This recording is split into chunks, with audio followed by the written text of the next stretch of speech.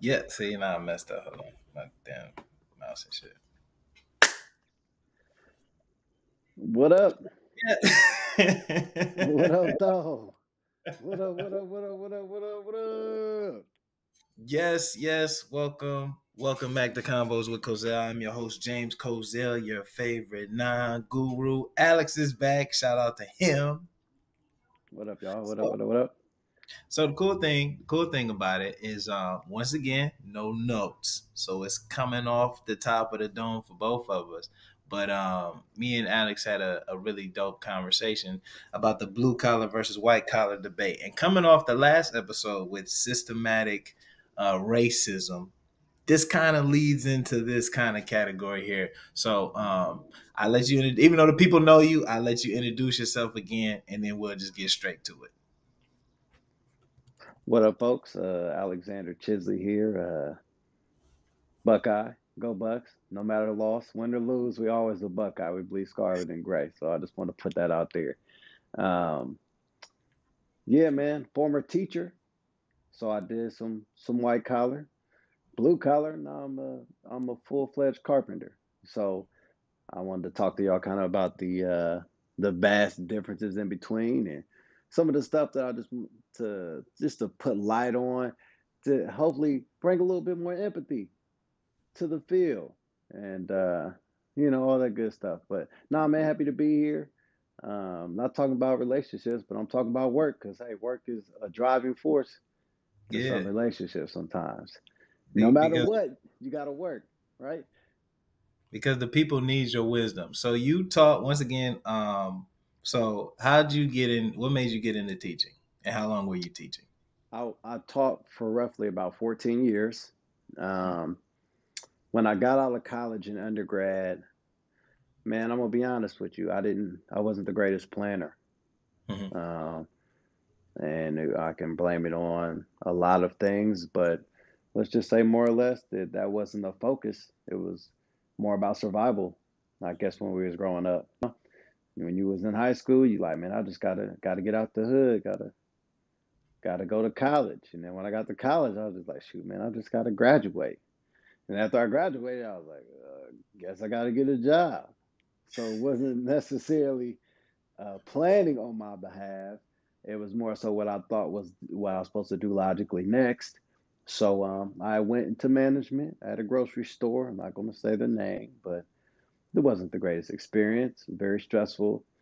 End up not finishing the management program for that particular grocery chain. And now and then I transitioned into subbing.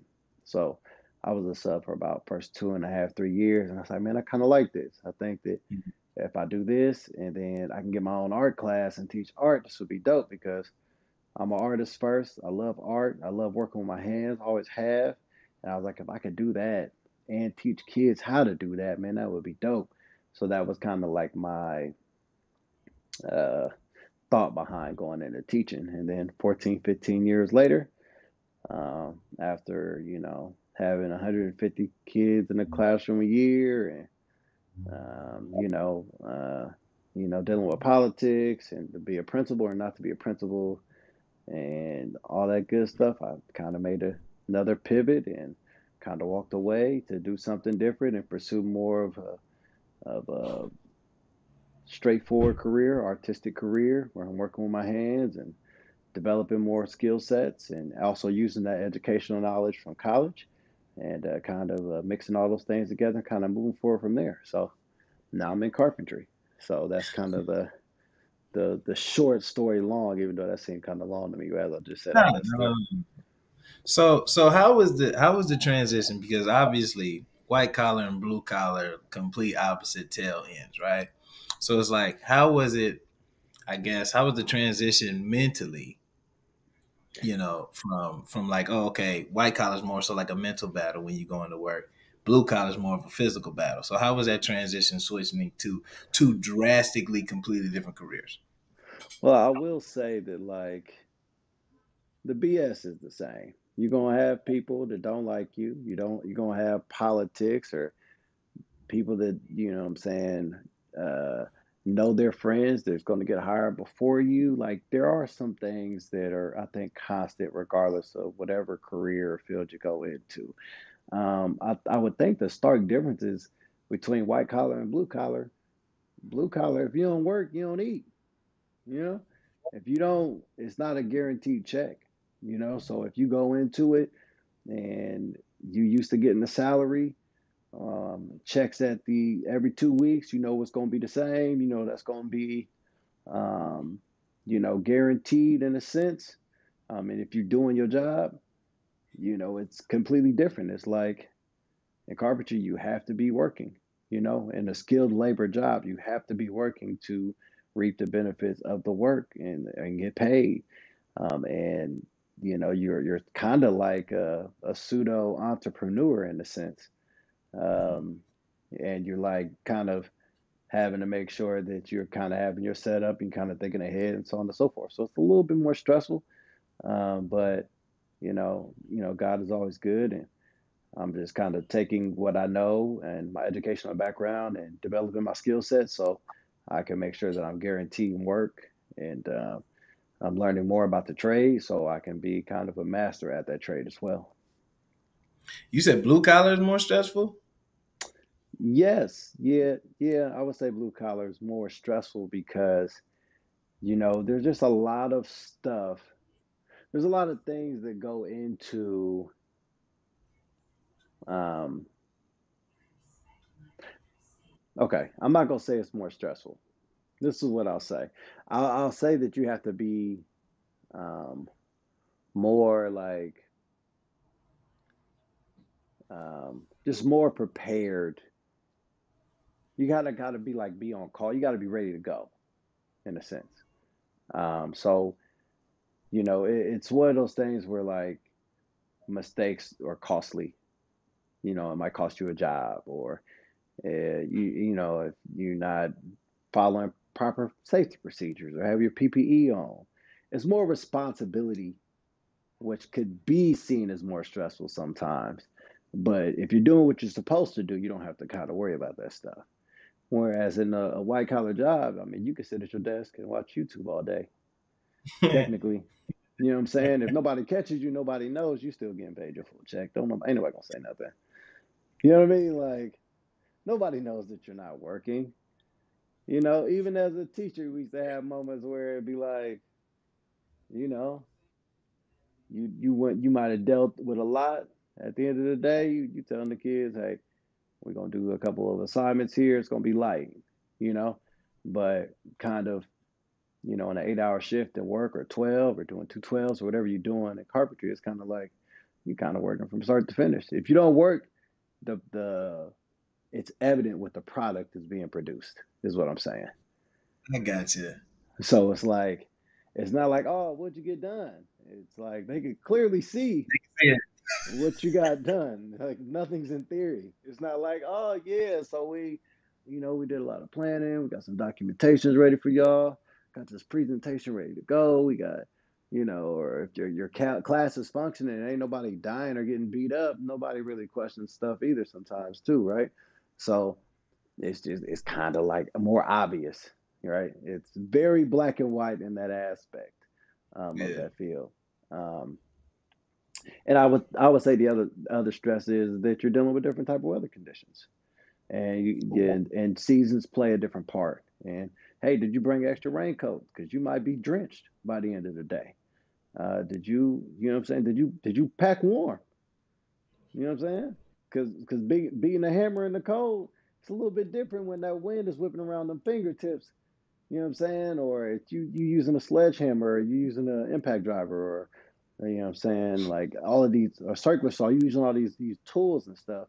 You kind of got to be kind of prepared to use those tools efficiently. So yeah, man, it's cool, but I mean, I would say both jobs have their give and takes, but it's definitely very black and white as far as productivity and all that good stuff. For sure. So let's talk about the pay gaps because I'm pretty sure there is one, right?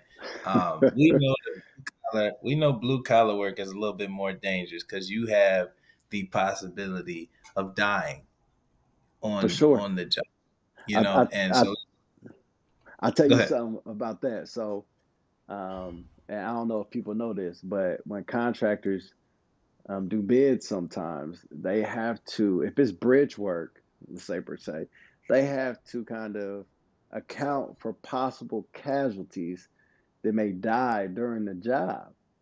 So that's like in your bid, that's in your contract. Like, okay, we're gonna do this many hours. It's five possible deaths. We'll go round it up, divide it by two, multiply that times 10. And that's gonna kind of be our bid for this work. You know what I mean? So it's one of those things where it's it's amazing to me that blue collar workers aren't getting paid just as much as white collar, you know, because in the great scheme of things, we all rode on roads, walked on bridges, walked in buildings, lived in buildings, walked in houses, lived in houses. And if the foundation is built right, because they're, if you, I mean, you're part of the union, you've got to make sure everything's licensed, bonded, certified, and up to code. If all those things are true, then you're going to have a nice house to live in.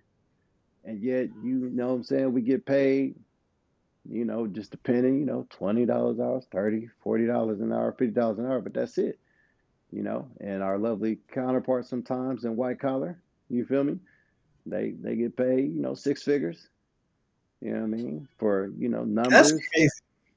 That's For crazy. say, I mean, So go ahead. so before you got into blue collar work, right? Did you even care that there was a crazy pay gap, knowing that they were still doing these dangerous jobs? Because we're talking about HVAC technicians, we're talking about electricians, Yep. we're talking about plumbing, we're talking about carpentering, we're talking about bricklaying, we're talking about all that concrete. You know what Yep. I'm saying? Mill So, work, all that good stuff. you know what I'm saying? Like people die, bro. People Yeah. die doing that stuff. Yep. Even Road lawn care. work. Yeah, and it's like, but I can sit in this building with the AC. I get my three lunch. I get my lunch breaks and my two other breaks. You know what I'm saying? I don't have to work. I could be on Netflix, like you said. Most of us are working from home now and making way more money than people who are doing the dangerous jobs. So, did you even give a damn before you got into blue collar work? Like, damn, this might be a problem. I I didn't I was aware of like working in weather conditions and, taking a pay cut, so on and so forth. Yeah, But I guess in my mind it was just like not putting myself in dangerous situations. Like I'm not a scaffold guy. Okay. yeah, Scaffold guys, they build the little scaffolds up all the way up really high on the buildings and stuff like that. No, I'm cool. I want to be on the ground. If that's your cup of tea, that's your cup of tea. That ain't my cup of tea. So, because I mean everybody's got responsibilities. I got a family, so in choosing the specific skill work that I chose, I wanted to do something where I can enhance the skills that I already know, be able to pass that stuff down, and I like working with my hands. I still like putting that artistic spin on things and creativity.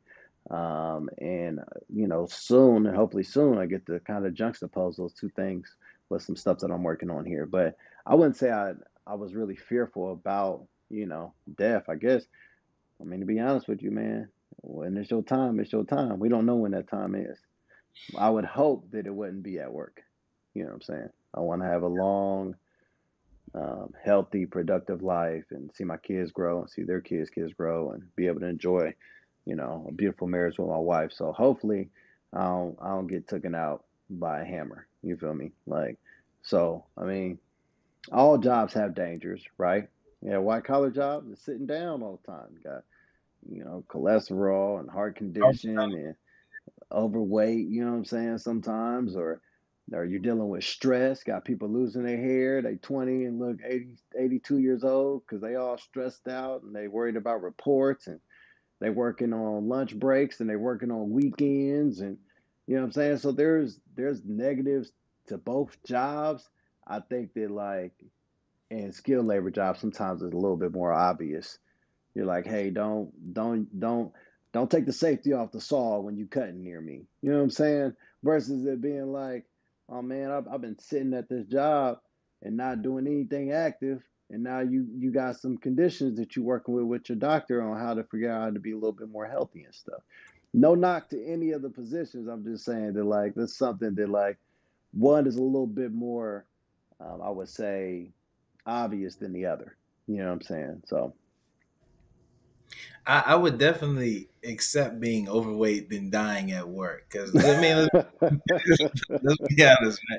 Say you fall through. Okay, say you're building a building skyscraper, and you're working on the yeah, elevator, and that yeah, day the shaft, something goes wrong with the shaft, elevator collapse, boom, now you're dead. First of yeah. all, like you said, it's covered in the insurance, so they're not gonna care. And two, they replace you like that, brother. There's plenty of people. But but hold on. Shout out to OSHA though, because let me tell you, you gotta have a harness and a strap on if you that high.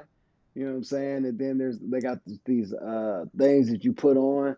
Like once you fall, the strap stops at a certain amount, and you got these things to pull up from your belt to keep that blood flow circulation. So there's a lot of safety in there. I got my OSHA 30, got my OSHA 60. You know what I'm saying? So there's safety precautions. They always say they want good, competent carpenters, right? Or good competent skilled laborers. So people just gonna use common sense, not be drunk or be inebriated on the job, handling power tools, so on and so forth. So in this, in the rate that something crazy happens at the same time, we are all aware of those safety things. You know what I'm saying? We're aware of the hazards of the job, which you should be. You know what I mean? I'm glad. I'm glad that you mentioned the competence part. Is there truth? Because, for example, right, we said that white collar employees get paid more than blue collar employees. Is it because they don't think that they're competent, and that the getting into blue collar work is a lower barrier of entry because those are more so the people who have, maybe struggled with grades or had issues, in their personal lives and things like that. So now it's like, okay, well, we're gonna make you do the grunt work and we're not gonna pay you as much because we don't think you're as intelligent as we put these people in these buildings that you're building. I don't know when the separation came. I took a little labor histories class, and I discovered some stuff that was pretty interesting. I mean, for lack of a better word, that America was built on, you know what I'm saying, African Americans back, free labor, you know what I'm saying, for a very long time. And what was revealed to me in these kind of in this history of labor thing was that there was a big separation between political and like I guess bosses or clerical work, um, Mm-hmm. and they had a partnership with legislations to stop unions from unionizing, right? Because if they unionized, then they would vote, and then if they would vote, then they would do and have laws that would benefit, workers. You know what I'm saying? People that are working extremely hard. So I feel like that separation came back then, and then like white collar positions, quote unquote, they would pay legislation to keep laborers, making lower wages and keep them making higher wages, so there's a control of influence, a power of influence. So it's like the money that they had controlled the influence of what was going on. Because if the union members didn't come together or kind of mobilize together, then you can't control what's going on in your city or your areas or with workers. You know what I'm saying? That's what the power of democracy is really about, to be completely honest with you.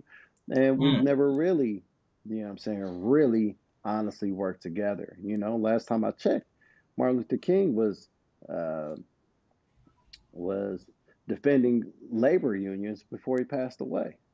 And y'all can mm. fact check me on that. And he got assassinated. So there's something interesting about not It's something interesting about keeping labor unions not collectively working together to get like more rights, you know, more better health insurance and better pay. These are things that they debate about every year. You know what I'm saying? So it's interesting that like it's interesting because it's something that me being a part of both, I would say it kind of shines a light on, like you never know how hard people work to make pennies, where conversely, There are some people that just go to work and they make millions Yeah. sitting down. You know, there's like a true divide between upper and middle class and low class, and middle class is kind of literally stuck in the middle. You know what I mean?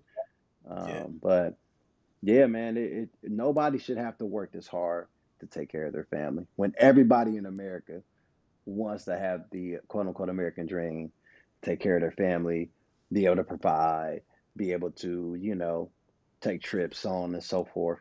But there's clearly a separation. We see it all the time. So you said you learned that is systemic in a they taught you that in a class. Yeah, So it's one of those that you don't know what you don't know kind of deals. exactly. It don't affect you until you experiencing it, Yeah. right? Like it's one of those things where I mean you didn't care about trash men until you had a house. When they gonna come pick up your stuff, right? Yeah. Or you didn't care about I don't know, there's a thousand examples, right? You don't care about people speeding in the neighborhood until you got kids. You got kids. Mm. So it becomes relevant to you when it's affecting you. And that's in all aspects. Relationships, work, anything you could think of, you don't care until it impacts you. And I mean, quite frankly, that's another problem we have, I think, as individuals, is the lack of empathy. Yeah. Like, oh, it ain't happening to me, so it don't matter. You know, we're such a perception bias driven society, and we're driven on judgment, and we don't care. We don't care until it affects us. Mental health is an issue in the black community. They don't address it until somebody's had a mental issue in their crib, or molestation, or you know what I'm saying. Like we could talk about the stuff. We can talk about the crooks. There's stuff that we don't address until it's happening in our community. We are a reactive group of people and not proactive at all. Hell, I Yeah. was I was reactive just growing up, just trying to survive. All right, well, I'm gonna go here. I'm gonna go this. I'm gonna do that. All right, what's next? I'm gonna do that. I wasn't thinking long term. I wasn't being proactive. And that's a hard, not a hard thing to learn, but a hard thing to conceptualize, that you need to be thinking ahead, like chess.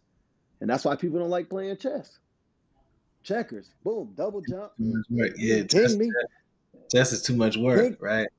Yeah. Yeah. You So like, let me man, you ask got let me ask you. So with the because you just transitioned into blue collar, if you can reset and instead of going into your white collar profession and you could start off as a blue collar worker with 14, 15 years ago, would you have rather done that? Do you think life would be different?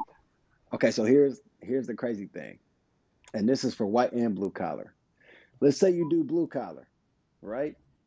Then you have all the experience, but you don't have the educational knowledge to get a raise. You don't have the degree to be like you're a manager, you're a management material. Vice versa, you graduate from college and they like, oh, you got the knowledge, you got the degree, but you ain't got the experience. It's a catch 22, man. It don't matter which one you go into It's because crazy. what? What's crazy about the like if somebody was like, yo, you have management potential, but you don't have the education to be a manager. What does that even mean? Because you would still need experience to know how to deal with a group of people. Yeah. Yes. So So look, experience is a big driving force on how to do stuff. But me personally, as an African American male, I know that I have to have the I mean, credential. credentials. My fault. Credentials and the experience to be acknowledged as a professional in whatever field that I'm doing.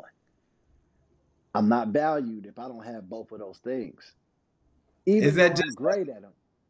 I don't know. I so? can't So if speak. you I only can speak from my experience. let me ask you a question, right? Say you're somewhere in a random country Okay. and you have a heart condition, right? Okay. And you have two options. Okay. One option is this person who just graduated. Matter of fact, yeah, they just graduated. They got their doctorate, right? Oh, I And got to choose a heart. they're a surgeon, right? And then on this one, you got this person who has no credentials at all, but has done 100 open heart surgery. Oh, No credentials, has the experience. No experience, has the the credentials. credentials. Which person would you allow to operate on you, and why? Okay, so listen.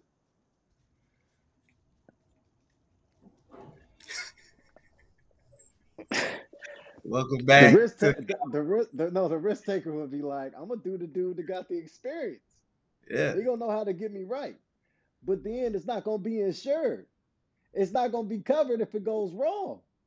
No, it doesn't matter. So I'm like, well, okay, man, why don't you come over, Mr. Man over here that don't know nothing? You need to watch him. And y'all need to get together. We need to collaborate, y'all. That's the problem. That wasn't the answer he was looking for, but that's what I was thinking immediately when you told me that.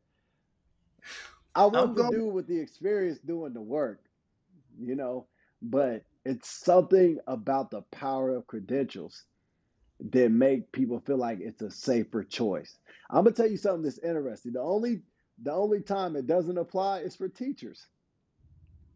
A parent will question you about your education, what you teaching your kids, even though you done went to school, you done got your master's degree, you done took praxis 1 through 12, the PLT, you done did a practicum, and they like, what you know about teaching my kid? You don't know nothing. That's not all parents, guys. I'm just giving an example, but you know what I'm saying? Like teachers are teachers are probably the most questioned professional field I could probably think of. You never hear somebody question a doctor like, "Yeah, what do you know?" when they give you a diagnosis or something. You That's like, fine. "Oh, well, I guess I got it, doc. What I need to do?" Give your kid an F. Oh, you don't know nothing. You don't even. I don't even know why you teach in this district.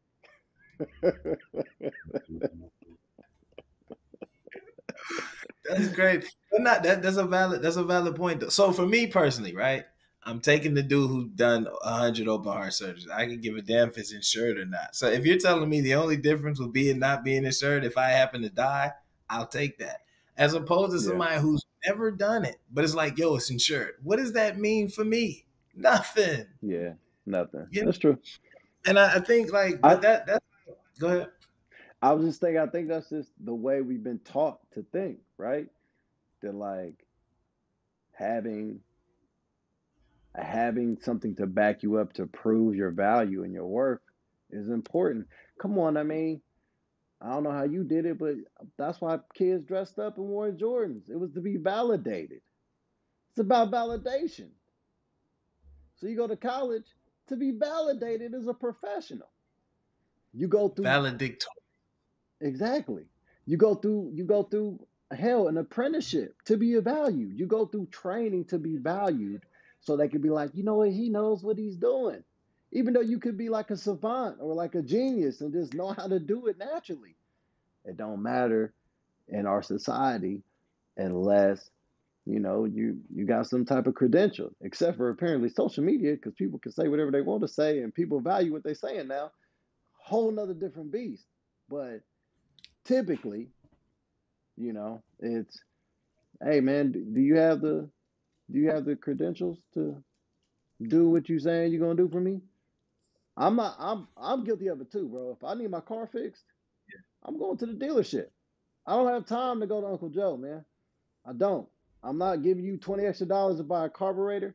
I'm not I'm not playing with you with something else when you figure out it's the alternator and instead of my engine. I don't have the time. Just tell me what it is.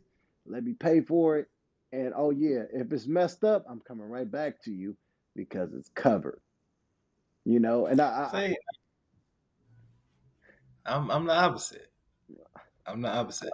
I think the good point in social media is that it gives those people who don't have the credentials but might have the experience an opportunity to showcase their talents when people wouldn't normally listen to them because they okay. don't have the credentials.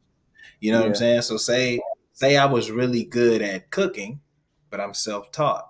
I'm Right. not a chef, not a master chef, never went to school for culinary, nothing like that, but I'm really nice with it. So now I get to showcase my talents on a TikTok or Instagram. People are like, oh man, this dude can cook. when I was getting shitted on for not being a properly uh, chef, properly regulated chef or whatever. And the same thing with a lot of stuff. I think there's good to the social media part of it. Now, when it I comes to fixing the car, I don't like dealerships at all for anything whatsoever. Hate them. Yeah, I mean, because you know that they're gonna try to put some little extra on there. Or you feel like something else is gonna go wrong. But You know what I I'm mean, saying? that's just the nature of the beast, man. You know, people want to But get like, paid for their, but what are they though? They're laborers. They're skilled people. I tell you what, I tell you what, and this is my issue. So for let's use the dealership example. Say Alex Chisley's dealership, All right. right? I looked at I need brakes He and served routers, chicken at mine though. I just want to. right? And I get some chicken too, right? All right, So, good, so good. I come to your shop to get my brakes and rotors. You All right, fix them. right, Uh, 2 weeks later, I got another problem, right. right? And I come to you and I'm like, Alex, what happened? You was like, oh well. Um, Little do I know, you probably did something to bust that stuff up. You know Okay. what I'm saying? Little do you know. Okay. So now I don't know that specifically, but in my head that's what's going on. I'm like, man, he probably just want me to come back. Right, Now, meanwhile, Uncle Joe fixed my brake and my rotors cheaper than how you would have right. fixed them for cheaper, did it faster. Then on top of that, he wants more marketing. So he wants to do a good job. Therefore, I come back to him Mm-hmm. or send more people to him because he Okay. needs more clientele. On the other hand, you already got your clientele, bro. You got this big dealership, Yeah. you know what I'm saying, coming in. You don't really care if you lose me as a customer. Right. You know what I'm saying? Well, Uncle Bob really cares. Okay. So here's the That's thing. what I like about top places, bro. All right. So look, Chains. I'm not, Uncle Bob. Listen, Uncle Bob is cool. I don't have a problem with yeah, Uncle yeah, Bob. We not beefing. But this is what I will say. Usually at dealerships, right? They go over, your multi-point inspection, or they run that little diagnostic little chip that speaks to you and tell you exactly what's wrong, and then they give you all the yeah, recommended services. And a lot of us would be like, bro, I ain't paying for that. I ain't paying for that. I ain't paying for that. I just want this fixed because I thought that's what's wrong. That's what's recommended, right? yeah, And it's kind of like life, bro.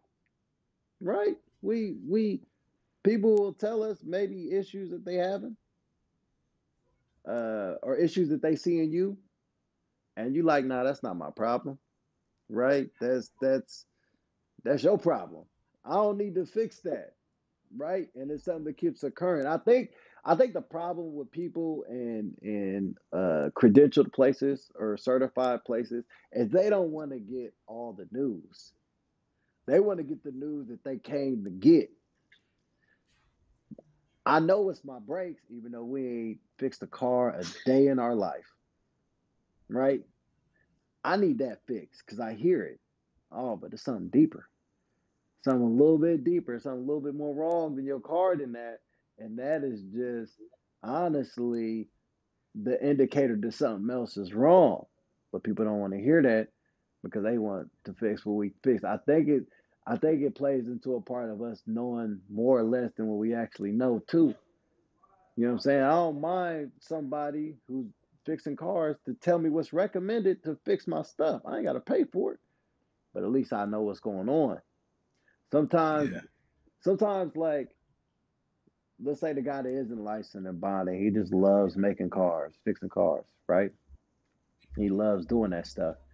He might be really good at it, but at one point in time, I guarantee you, he'll start researching how to be better at it, and then he'll end up becoming a master at it because he done put 10,000 hours in it, and then that makes him technically a master degree level person in that area. And then you might think, okay, 10 years ago he messed up on my car, but now he can fix cars. You know what I'm saying? Now he knows all this stuff. Like, I don't know, man. It's interesting, man. I don't even know where I'm going with my point, to be honest with you. But I just think that it's interesting, like how we think and approach stuff, like how we get to our solutions. Sometimes it's like, hey, I know this is what it is, so I need that to be fixed. I know we keep talking about fixing stuff because we all broken, right? And we all need to fact. be fixed. We all Yeah. got stuff we need to work on, even though people don't want to address it until it becomes an issue overall. Let's talk about that. Now I'm playing. Um, but nah, I think that, I mean, the point you're making is valid. Like, social media has created a platform where people that actually are skilled in something um, are being exposed and seen for their talents. I mean, that's 90% why people do what they do. They just want to be valued for what they feel like they're good at, right?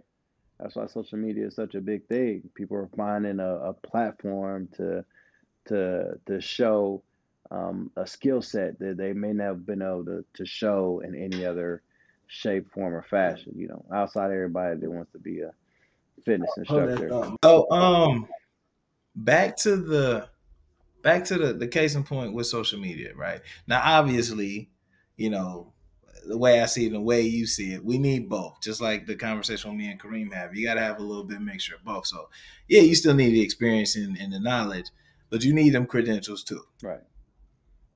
So with social media though, it's like a lot of these people on here, on these platforms, when they even got found out because they can't get a shot. Like for example, um, social media influencers Yeah. that are in Netflix movies now. Right. They wasn't gonna pull up to Hollywood and get an audition. Yeah. They had to boom, boom, boom, get millions of followers, and now it's easy for them to get on movies when they'd have never got that So opportunity. is it social media or is it the industry not giving access to everybody? Both. Because what I'm learning in life is that, like, it's about access, success, you know, where you could go and people you know, and it's all about like who's going to open the door for you, right? You very seldomly do, you know, minorities beat down the door and it opens themselves, you know, or, you know, any other culture, you know what I'm saying? There's always some type of rite of passage that you have to follow. And I think that what has happened with, you know, George Floyd and the way social media kind of shot out like a cannon, as it's become another means to see. It is like basically put a lens on individuals. I don't know. Our society is very individualistic right now, where you can like see everybody's talents for what they are and who they are, good and bad and indifferent, and stuff that necessarily may not even need to be seen, but it's out there, right? That's kind of what social media has done.